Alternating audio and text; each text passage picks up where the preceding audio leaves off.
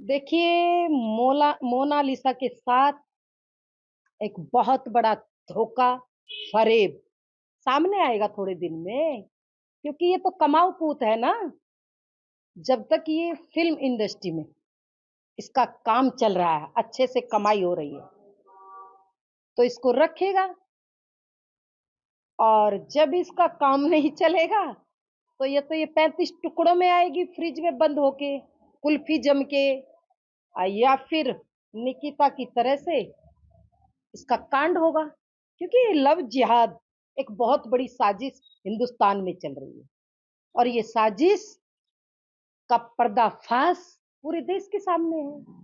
कल जो press conference हुई थी उसमें कहा गया था मोनालिसा के जो पति हैं उसके ये लव जिहाद से ना जोड़ा जाए, लव जिहाद नहीं है। तो मोनालिसा को पहले से ही मालूम था कि मुझे और उसी के कहने पे शादी की है।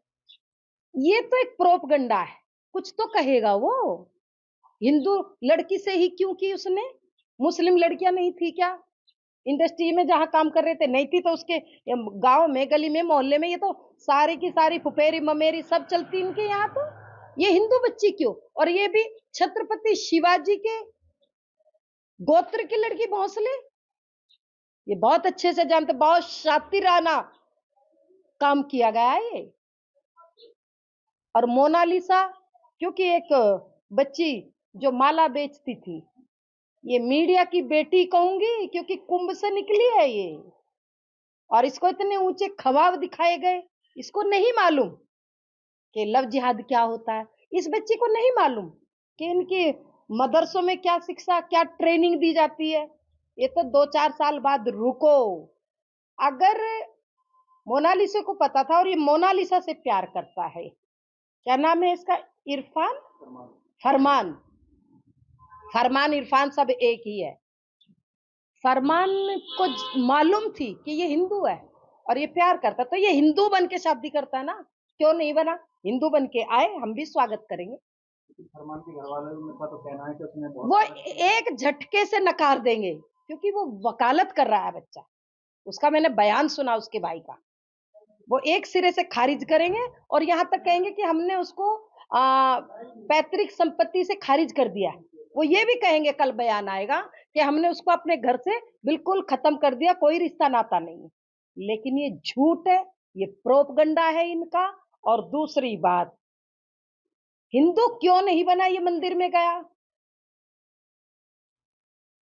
ये भी तो एक प्रश्न चिन्ह है। क्या आपकी क्या ओपिनियन है किस तरह शादी हुई है आगे जो आगे आने वाले ये पीढ़ी लव जिहाद है, मैं इसको स्वीकार नहीं करूंगी। और ये थोड़े दिन का होता। टीना डाबी तो बहुत बड़ी अधिकारी थी ना, वो भी कह रही थी साध्वी जी हल्ला मचाती है, हाय तौबा करती है, लव जिहाद लव जिहाद। फिर वापस क्यों आई है? वो तो पढ़ी लिखी थी, अधिकारी थी, कैसे बच करके आई? कल भी मैं सोशल मीडिया पर एक देख रही थी, वो खिलाड़ी थी, वो भी रो रही थी, 4 साल बाद वापिस आई है, 2-4 बच्चों को लेके वापिस आती है फिर ये। आपने एक बयान दिया था महिलाओं को कैसे बचाया जाए कुछ पगड़ी और क्या क्या था वो? देखिए, मैं तो खुलेआम कह रही हूँ, पहले हमारी दादियाँ, नानियाँ जब छोटे बच्चे होते थे, तो उनको तगड़ी पहनाया करती थी, और तगड़ी में सूअर का दांत भी डालती थी। वो सोने में, चांदी में मढ़ करके, और वो तगड़ी पहनाती थी छोटे बच्चे को। वो आज परंपराएं छूट गई। गले में भी एक काला धागा, और उसमें सूअर का दांत। जिनकी व्यवस्था नहीं होती थी, वो सामने होता था, खुला दांत डालते थे, या सोने में, चांदी में मड़ के डालते थे। उससे बच्चे डरते भी नहीं थे और बहादुर बनते थे। अपने बच्चों को बहादुर बनाओ। छत्रपति शिवा की कहानियां सुनाइए उनको, लोरिया सुनाइए, हरि सिंह नलवा भूल गए हम। और बच्चों के गले में, बच्चों की तगड़ी में, विशेषकर माताएं, सुअर का दांत, सोने में, चांदी में जैसी व्यवस्था है, या खाली भी, जरूर डाल करके रखे।